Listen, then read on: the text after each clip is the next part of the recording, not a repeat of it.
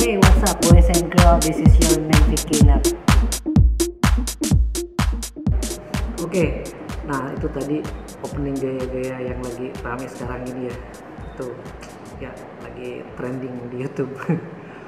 Baiklah, seperti janji kemarin bahwa the next vlog untuk HR ini adalah tentang interview atau wawancara. Yang akan saya bahas di sini adalah yang akan disampaikan mengenai metode interview, yaitu BEI atau Behavioral Event Interview. Ya.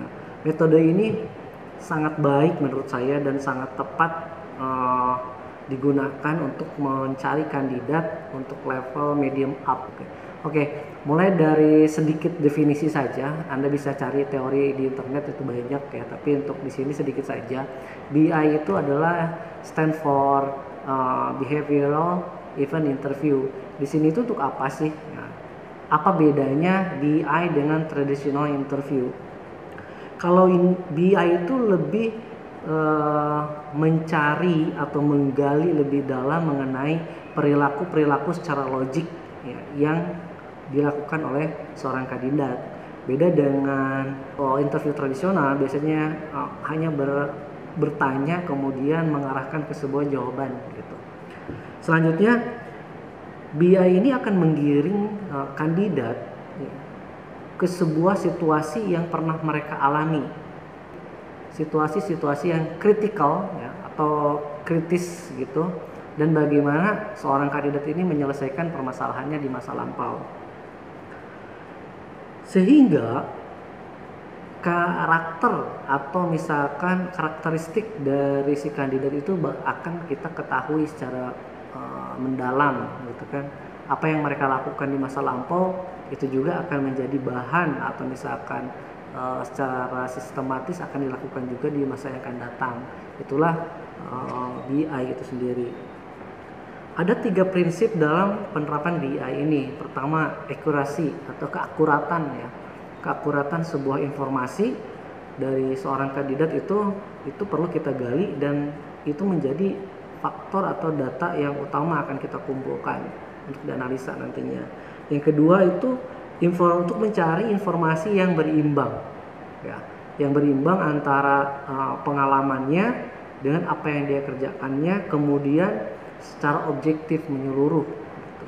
Selanjutnya di sini kita bisa apa ya intinya, kita bisa menggali sebuah informasi yang bisa meyakinkan diri kita itu bahwa ini orang yang tepat. Seperti yang saya sampaikan sebelumnya bahwa interviewer atau yang mewawancara dan yang diwawancara itu pada dasarnya memiliki deg-degan yang sama gitu kalau dibicarakan, karena si perusahaan ataupun si kandidat sama-sama sedang mencari pasangannya ini cocok atau tidak gitu kan. Nah, kalau misalkan si pewawancara itu mencari kandidatnya berdasarkan kompetensi-kompetensi yang diintegrasikan ke dalam sebuah pertanyaan pewawancara, kalau si kandidat dia gitu kan akan men-self brandingnya sendiri sehingga nanti bisa di-capture sama yang wawancara gitu. Selanjutnya apa sih perbedaan lainnya dengan interview tradisional gitu. Kalau interview tradisional itu ya kembali lagi pertanyaannya tuh agak menjuruskan, mengarahkan sehingga si kandidat itu bisa memprediksi jawaban-jawabannya seperti apa, ataupun misalkan lebih tertutup pertanyaannya seperti apa kekuatan kelemahan Anda gitu, atau apakah benar Anda lulusan ini dan seterusnya. Sementara kalau di BEI itu lebih menggali karakteristik yang lebih dalamnya, sehingga akan membutuhkan waktu yang lebih lama dari biasanya. Ya secara umum itu ada 3 jenis informasi yang akan digali ya. Yang pertama ya tentu saja riwayat pekerjaan, kemudian melalui CV-nya, riwayat pendidikan dan seterusnya itu akan digali. Kemudian ini yang paling penting, pengalaman yang spesifik. Ya, justru spirit dari BEI itu adalah menggali pengalaman yang spesifik.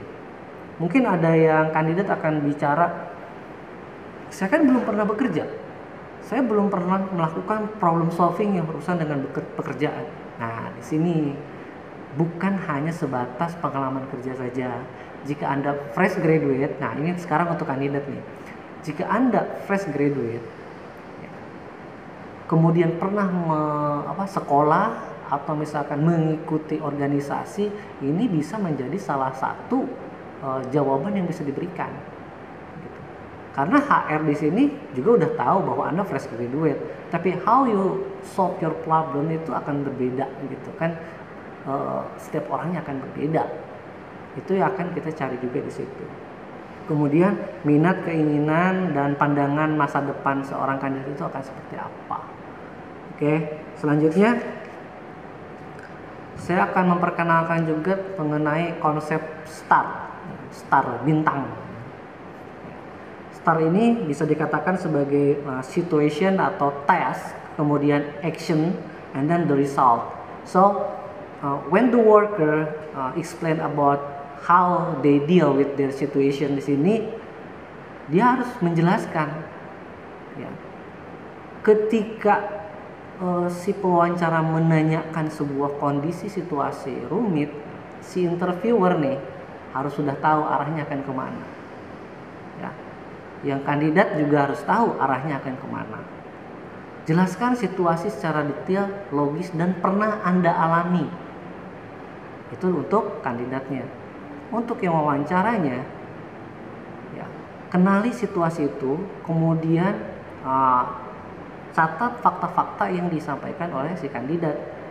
Kemudian catat juga action apa yang dilakukan oleh si kandidat untuk solve the problemnya ini, gitu kan. Kemudian jangan lupa note juga resultnya. Nah, however, ya, dalam kenyataannya yang kita idamkan atau yang kita impikan mengenai konsep STAR, ya, pada kenyataannya ketika kita interview, kita tidak mendapatkan STAR yang sepenuhnya, gitu kan. Kadang-kadang ada yang STAR-nya itu bias, gitu kan. Apakah itu situationnya yang bias, atau tasknya yang bias, atau actionnya yang bias, atau resultnya yang bias, gitu kan. Sehingga ini beneran nggak sih yang dialami itu, atau dia hanya mengarang sebuah cerita. Seorang recruiter harus peka, bisa menilai hal tersebut. Misalkan pernyataannya yang kabur, kemudian ternyata kok sifatnya kayak teoritis, atau itu sih opini dia sendiri aja, dan seterusnya. Misalkan saya orang yang pekerja keras, menurut saya orang yang pekerja keras, itu sih masih bias. Maksudnya itu bukan yang kita cari, gitu kan. Atau misalkan saya pernah melakukan pekerjaan yang sangat sulit dan hasilnya bisa membuat manajemen bahagia atau membuat customer puas, gitu kan. Nah, itu sih masih sedikit bias, bisa ditindaklanjuti dengan pertanyaan selanjutnya. Kemudian atau sebuah jawaban dari kandidatnya itu masih berbentuk teoritis, atau maksud teoritis di sini adalah ini saya tahu ini dan saya akan terapkan di masa yang akan datang. Misalkan gini, bagaimana Anda menjalankan proses rekrutmen di company Anda yang dulu? Ya, saya melakukan interview secara tradisional sih, tapi BI itu bagus dan saya akan terapkan. Nah, ketika ada jawaban itu berarti dia belum pernah menerapkan itu loh, tapi akan, gitu kan. Ya, itu mungkin yang harus seorang pewawancara itu jeli ya dalam hal ini. Kemudian ada juga yang STAR parsial. STAR parsial ini apa ya? S-nya misalkan situasinya ada, tapi action yang dia lakukan kok seakan-akan masih kurang informasi gitu. Jadi sebetulnya action yang dilakukan itu apa sih untuk menghadapi sebuah situasi ini gitu. Atau juga mungkin S-nya ada, action-nya ada, result-nya nggak ada misalkan. Result yang digali nanti apa? Oh, ini sebetulnya udah ada result-nya atau belum? Gitu. Ya itu kadang-kadang terjadi ya dalam interview itu. Tradisional interview dan BI memang sangat berbeda. Kalau yang tradisional mungkin akan lebih cepat gitu kan selesainya, dan juga waktu juga bisa lebih efisien gitu kan. Tapi BI itu akan membutuhkan waktu yang agak lama dari biasanya. Oke, sekarang masuk tips and trick. Untuk yang pengusaha, pelajari kompetensi atau standar kompetensinya, job desk-nya dipelajari. Kemudian jika itu ada job analisanya juga dipelajari. Yang selanjutnya CV atau misalkan profile kandidatnya juga pelajari. Kemudian dari data-data itu coba persiapkan pertanyaan-pertanyaan yang kira-kira akan disampaikan atau yang relevan dengan kompetensi dan CV-nya itu. Untuk yang akan diinterview nih, yang akan diinterview, Anda pelajari tidak hanya trik-trik interview secara tradisional, tapi silahkan refleksikan diri Anda sendiri. Apa yang pernah Anda lakukan, situasi kritis apa, atau masalah besar seperti apa yang pernah Anda temui dan Anda selesaikan, kemudian ada hasilnya. Jangan berpikir sesuatu yang wah di sebuah perusahaan, tapi Anda menjalani hidup Anda sendiri. Di sini kuncinya apa? Kandidat dan pewawancara harus sama-sama saling terbuka dan honest, dan saling mempercayai. Kejujuran itu sangat penting dalam wawancara, karena ya kalau tidak jujur nanti si recruiter akan tahu. Kalau tidak jujur, sikap Anda ketika wawancara juga akan terlihat. Jadi itu sangat penting. Seorang pewawancara akan mencari kandidatnya, pasangannya. Seorang kandidat akan mencari perusahaan, pasangannya. Bagaimana sih satu sama lain bisa saling attract, memikat sehingga perusahaan tertarik dan juga kandidat juga tertarik. Akhirnya bisa jodoh.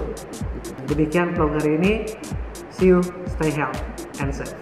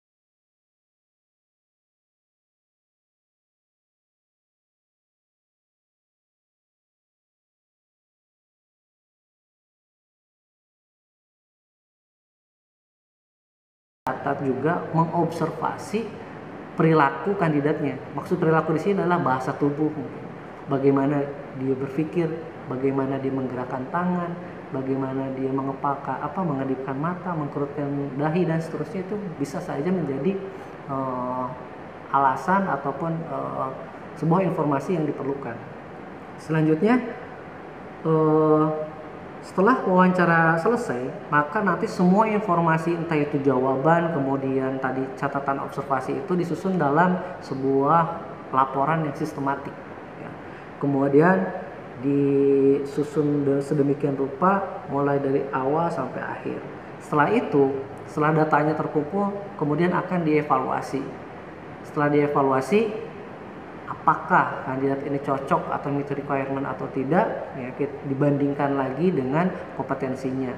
Jadi ada semacam apa yang dijawab oleh interviewer, apa yang ada dalam standar requirementnya, compare, ya, udah cocok belum dengan standar kompetensinya.